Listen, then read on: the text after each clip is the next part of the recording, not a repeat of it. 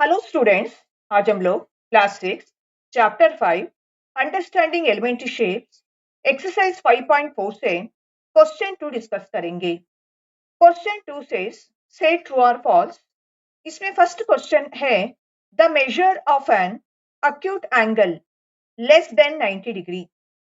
इसका मतलब acute angle less than 90 degree रहता है। ये ट्रू है नहीं तो फॉल्स है करके बोला हुआ है। ये स्टेटमेंट कंप्लीटली ट्रू है क्योंकि मैं इधर अभी एक राइट एंगल ड्रॉ करती हूँ। राइट एंगल एल शेप में रहती है, 90 डिग्री का रहती है राइट एंगल। अभी acute angle less than 90 degree रहती है, suppose 85 degree, 88 degree, 89 degree, 80 degree, वो सभी अक्यूट एंगल में आती है।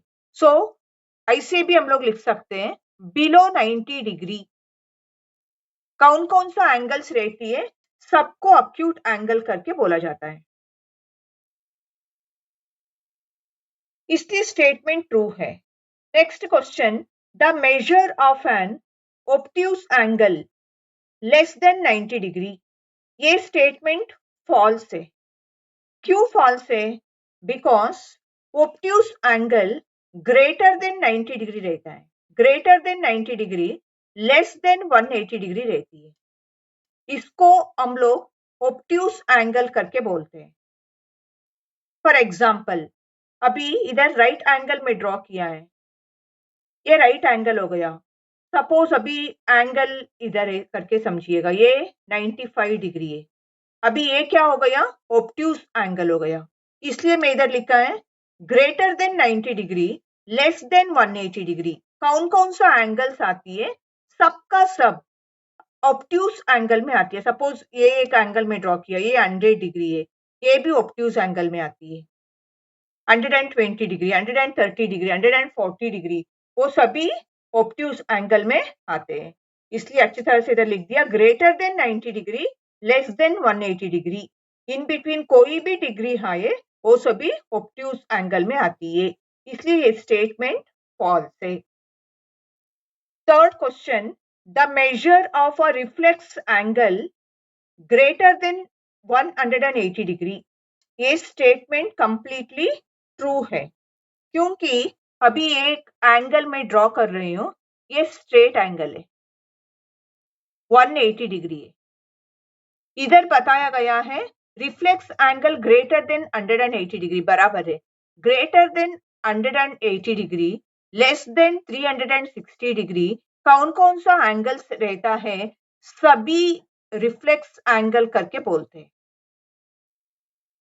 सपोज 350 डिग्री है, 340 डिग्री है, 330 डिग्री है, 190 डिग्री है, सभी रिफ्लेक्स एंगल ये हमारा स्ट्रेट एंगल हो गया। ऐसे मीन्स एंगल है।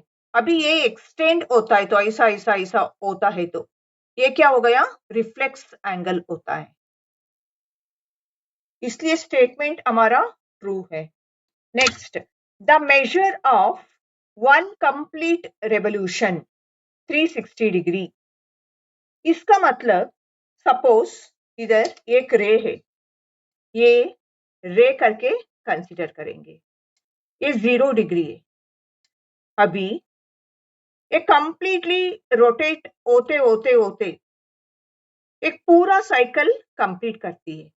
फिर वो रे है ना, ये रे के ऊपर ही आके ओवरलैप होती है।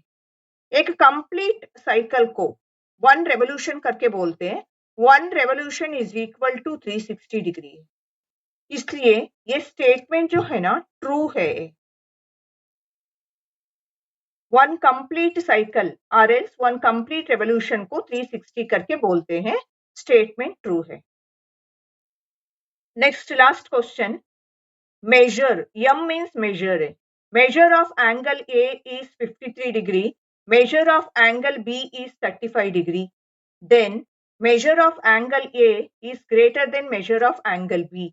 अभी एग्जांपल के लिए मेजर ऑफ एंगल ये 53 डिग्री ड्रॉ करेंगे। 53 डिग्री अक्यूट एंगल है, इधर किधर तो आते हैं करके समझेंगे। 53 डिग्री है। ओके, इसको ABC करके नाम भी देंगे। Next measure of angle B is 35 degree.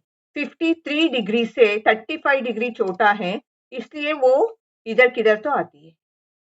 अभी ये दोनों एंगल को हम लोग कंसिडर करेंगे तो ये छोटा एंगल दिख रहा है, ये बड़ा एंगल दिख रहा है। सिंबल भी ऐसे ही बताया गया है। 53 angle is greater then 35 angle, ये ग्रेटर सिंबल है, इसलिए ये स्टेटमेंट भी ट्रू है। क्वेश्चन खत्म हो गया। If you have understood this explanation, please like my video and share with your friends. Who are all are subscribed to my channel, please subscribe it. Thank you for watching.